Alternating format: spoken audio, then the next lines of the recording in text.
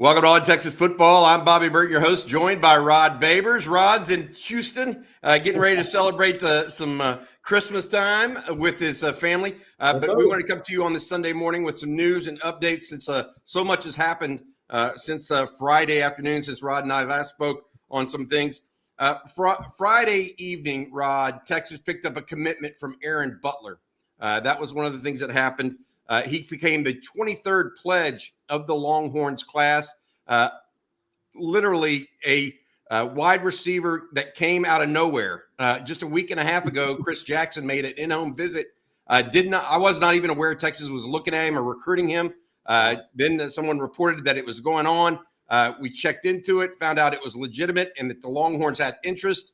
And Steve Sarkisian from then on was laser focused on the young man out of Calabasas, California, 6 foot, 170 pounds, 20 plus yards per catch. What do you think of this late movement by Sark to add a receiver to this class? Yeah, maybe that's what Sark was talking about, right? When he had his media availability and he just told us, without any questions that, hey, they're not done at the wide receiver position, and they certainly weren't. I mean, I watched him, and, he's explosive. Kind of reminds me of the Xavier Worthy starter kid. And I'm not. This is no disrespect to the young man, but it's kind of a low budget Xavier Worthy for right now, and that is no disrespect at all because hell, low budget Xavier Worthy still looks like a guy that could do some damage. But what I mean by that is he fits all of the kind of physical measurables in the evaluation that Xavier Worthy does. He's a speed demon. He's slight in his build, small-ish. So we would call him skinny because he's on 6'1", 175, but he can burn, and he's not afraid of contact. Same thing about Xavier Worthy. He's little. Little guys usually are afraid of contact. Not this guy. They put him at running back, and he runs. I'm talking about interior runs. They'll put him at running back. He plays DB. He'll actually come out and hit somebody playing defensive back, and he has really good contact balance for a wide receiver. So, actually, I think it fits the criteria of a Sark wide receiver. Sark has a type, right? Devontae Smith is one of his favorite wide receivers. X-Man is probably one of his favorite wide receivers. If you asked him to rank his top 5 best wide receivers all time, those two guys might make it into the top 5. I think Sark has a type at wide receiver. They don't all fit that prototype, but I do think this guy checks all the boxes of a Sark type receiver. Hey, you looked at all of my exes in my career of dating back in the past. Don't tell my wife I'm talking about this, but if you did, you'd probably notice a trend. And I like a certain type of woman. All right, well, Sark likes a certain type of receiver, and I think we're starting to see that. Hey, here's some stats for you guys. 28 catches this season in only 4 games as a senior for 586 yards. That's 20.9 yards per catch, 5 TDs. A year ago, 38 catches, 830 yards, 13 touchdowns, 21.8 yards per catch. To your point, a speed demon / big play guy. Also looked at Colorado, was committed to Colorado and USC at various junctures. USC really tried to pinpoint him as a cornerback. He wants to play offense. Then he committed to Colorado, also visited Bama, Rod. So this isn't some regional recruit, whatever. He's number 16 ranked player in the state of California overall, number 179 overall in the On3 consensus. I just can't believe that he's coming in without ever having taken an official visit. I think it speaks, and his dad spoke to this publicly to Greg Biggins at 24/7 the other day, said, look, Sark knows offense. I know of that because I've seen it, right? Mm-hmm. And he's really, his dad's a former NFL player. He's looking, not unlike Sark, the family is looking for a specific fit, and they say, hey, you fit there. Yeah. I think that speaks a little bit to it as well. All right, I want to add this, Rod. Midterm enrollee. He's also a midterm enrollee. So that makes him 18, number 18, the 18th midterm enrollee of 23 signees. Wow. So 18 of 23. That's 70-something% of all signees for Texas that the high school ranks are going to be on campus in January. That is unheard of. They had 15 a year ago, but 18 is just absolutely insane. And again, I think it goes to a little bit of that roster construction we talk about. Like you're trying to get angles and improvements in every way possible if you're a coach. Yeah. Well, you get 6 more months with the guy. Wow. Right? Because you think about it, they only have most players only have 3 spring trainings if you graduate as a senior. This way they get 4 spring trainings going into their senior year. That's a great point, Bob. Is this part of the pitch when you recruit a kid? Are the coaches encouraging this? Or are we talking about recruiting high achievers who want this anyway? Like, who is it the player or the coach who is actually? Generally, yeah, this is a great question. It generally comes from the player early. Okay. But you know what? With the number of night classes you can take and online classes, the proliferation of that, and what have the after COVID, if you remember COVID, a lot of people started having to take online classes. So school districts started offering those. Now that allows these guys to take more classes. So it gives more opportunity there. But to your point about who starts it, both of them. Okay. Both of them. I mean, it can be one way or the other. Some guy can come to you and say, hey, I'm already going to be a midterm grad because I've already thought about it. Another guy said, oh, well, whatever. And you say, hey, do you mind coming in at midterm? The coach will go there. That's a great question. It happens both ways, Rod. Yeah. All right. Long story short, though, Aaron Butler, one of those guys, one of 18 for the Longhorns. All right. Next news that came out this weekend about 1 o'clock on Saturday. I was given word on Saturday morning that Trey Moore would be announcing his decision in the early afternoon. He did so at 1 o'clock on Saturday. The thought there, Rod, in our opinion, it was Texas and Bama. I talked with people close to Trey all the way through that. Bama gave him something to think about. There's no doubt. But Trey Moore officially committing to Texas on Saturday. What does Texas get out of the edge rusher, in your opinion, Rod, this young man, Trey Moore?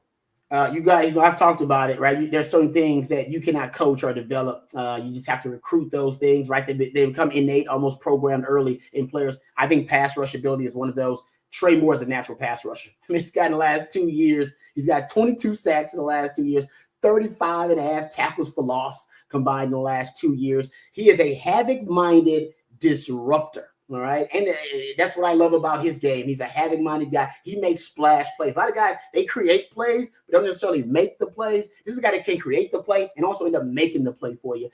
Natural pass rushing moves, got a repertoire of moves. I actually like him as when they use a lot of loops and twists and stunts with him. He's great. He's really patient when they use him in loops and twists. He does a really good job of being able to sell that.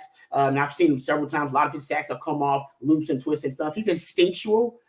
So when you can watch him at times, he'll rush the passer. You can see him start out rushing the passer, and then he'll notice a key, whether it be a screen or whether he'll notice the quarterback's quick game, 3-step read, and he'll immediately stop his pass rush, either get his hands up or look around, all right, for the offensive player that's running the screen. And I've seen him do that multiple times. Shows you he's an instinctual pass rusher. He's not just see ball, run the ball, hit ball. This is the guy that's thinking and processing, right, as he is trying to get to the quarterback. I love that about his game. Probably one of my favorite parts of his game. And like I said, he's also got great BGO. If you don't be a great pass rusher, if you don't have natural BGO, which is ball get off, you're gonna have a hard time, right, trying to beat offensive linemen off the edge. He does not have that. He's got great BGO, great ball get off. So he's great at setting up offensive linemen on the edge because he can do that with the speed and then come back with another pass rushing move, a swim, up and under. He's got a nice repertoire, man. I think he's going to step on campus and be the best pass rusher Texas has. It's very interesting. I look at it, Rod, and try to think about what we're talking about here with Aaron Butler and everything that Aaron Butler and Trey Moore. And I agree with you on both of them. They just seem to, again, fit what Texas is trying to do. They've just done a nice job of, hey, we need this. We need this. And then they go out and attack it and find that person and roll it up. You know what I mean? I'm amazed at it because I've watched Texas for 30 plus years now, right? And you have too.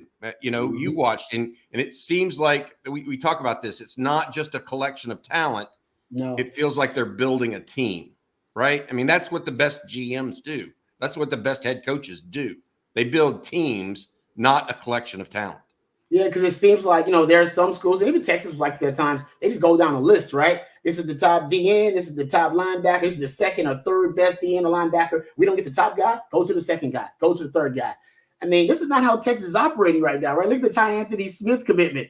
One linebacker offered, you're the one guy we want. You just talked about the wide receiver here, right? And how Texas nobody really knew that Texas was on this guy. And yet, obviously, Texas was, very, very adamant, and they were enthusiastic about this recruitment because this is a guy that they zeroed in on, and they thought he fits what we want to do. He's our kind of guy, OKG.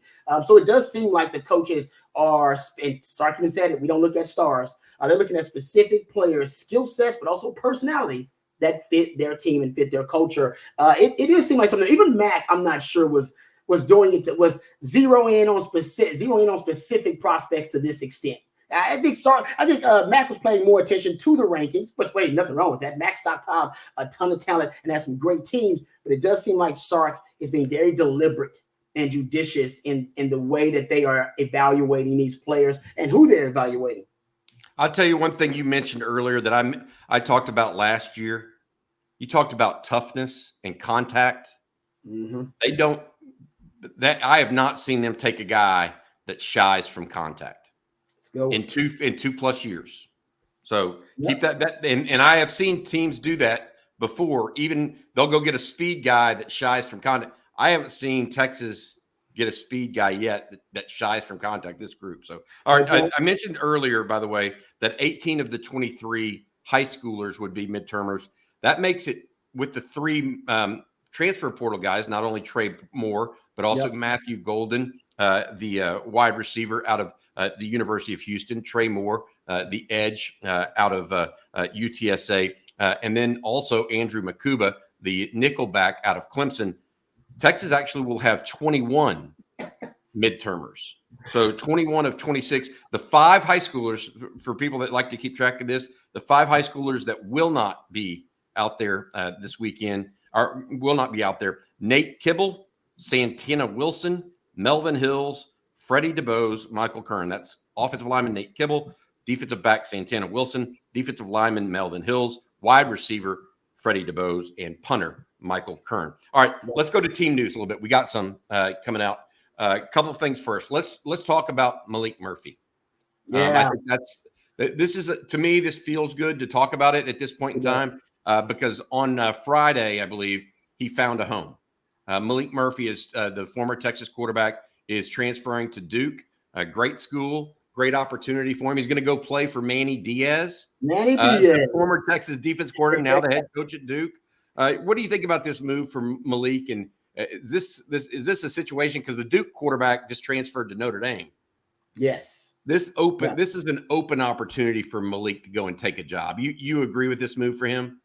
There's no doubt. I totally agree with it. I'm just really interested in the offense that he's playing in more so than anything, because I knew he would do the research because he fit that Sark offense so well, right? RPOs. Sark wants to throw the ball vertically down the field. He's got a big, strong arm, strongest arm in that quarterback room, including Quinn's and Arches. So I think for him, I was really interested to see what system that he thought he would work best in and he was most compatible with. Interesting, he's choosing, I think, Jonathan Brewer, if I'm not mistaken, is the new offensive coordinator there. He's from SMU. I believe he's the Rhett Lashley. He's a Rhett Lashley guy. This makes sense because remember when Manny Diaz got the Miami job, Rhett Lashley was his OC. So he likes that offense combined with whatever his defensive scheme is.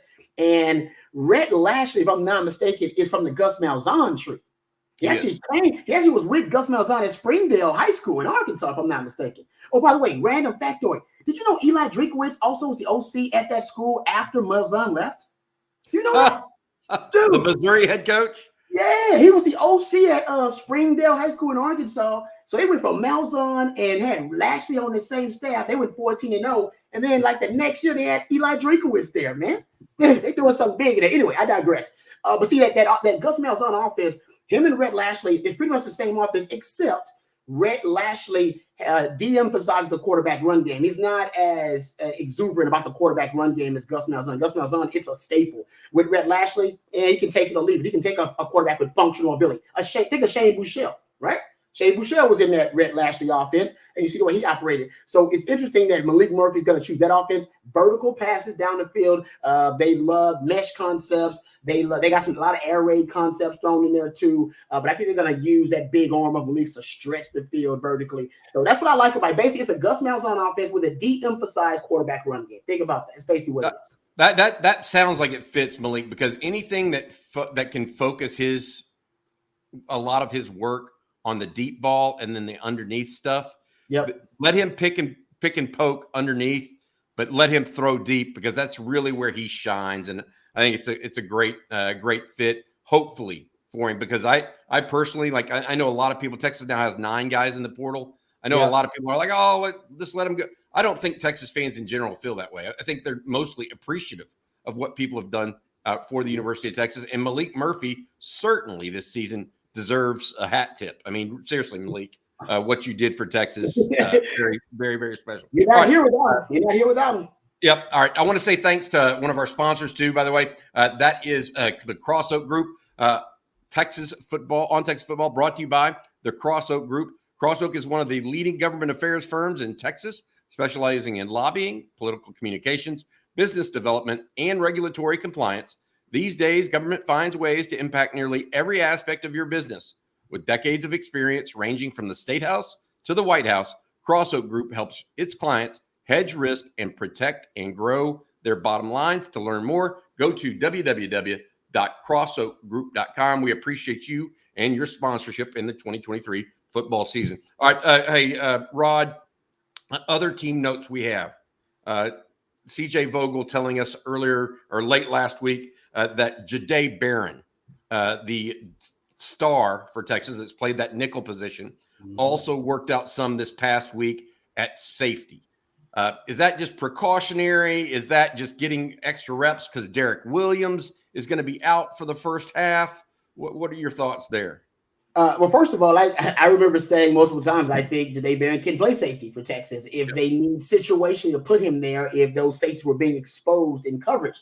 But they moved him around. Remember, they moved him to corner when they needed him at corner, specifically in 40 personnel when they take the nickel out. At one point in the season, they would take Jahdae Barron off the field for 40 personnel, which was just unforgivable. But they smartened up and they started using that corner in 40 personnel. I think this is based on a potential adjustment for Washington. If Washington comes out, and if I'm Kalen DeBoer and Michael Penix, I'm going after Texas safeties because their best coverage safety, the freshman Derek Williams, won't be available in the first half.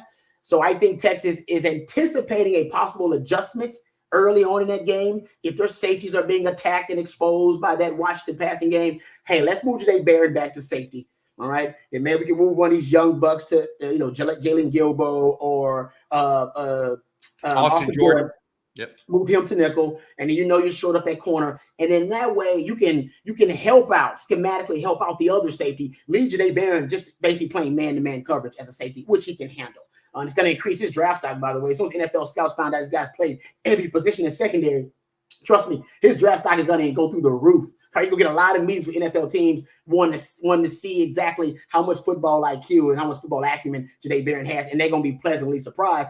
But I think that's what it's about, Bobby. I think they want, and I love it. I think it's a great move that in case Washington, and I think it's inevitable that Washington go attack them Texas safeties early on, this will be the adjustment to put Jahdae Barron back at safety. And that way they can only attack you in certain ways. You can isolate the exposure. All right. A couple other notes, team notes before we get going here. Rod, this is myself, Rod Babers here on Texas football. 3 other notes. Casey Kane, Sawyer Gorham-Welch, and Larry Turner Gooden. Sark mentioned this in the press conference. CJ Vogel had told us early in the week they continue to work with the team, although Casey Kane has already committed to UNLV, and Larry Turner Gooden has committed to San Jose State. BJ Allen and Xavion Bryce, by the way, 2 other transfers who are not participating in the team, have committed to North Texas. So that's kind of a portal update on the outgoing. Add in Maalik Murphy there to that group. All right. I want to say one last thing here. The team left to go home on Friday afternoon to go spend time with their families at home. They returned to Austin on Monday night to get ready to go. Get ready for practice on Christmas night. Christmas night. They're coming back. Then they get ready to go on the 26th. They're going to practice. Then they travel. The 27th is a travel day for them to New Orleans. And then on a week from Monday, the Longhorns kick it off against the Washington Huskies in New Orleans at the Sugar Bowl in the Superdome. All right, Rod, that's going to do it for the update here today. I wish you and yours nothing but the merriest of Christmases, my man. You too, Bobby. For the folks out there, I think the same thing. We've got another special guest coming up a little bit later today that's going to say a couple kind words as well, I hope. But Rod, you have a good one, man. And it's been a blessed 2023. I appreciate you, buddy. Amen, brother. Merry Christmas to you and All yours. right, Merry Christmas to you and yours, man. Welcome.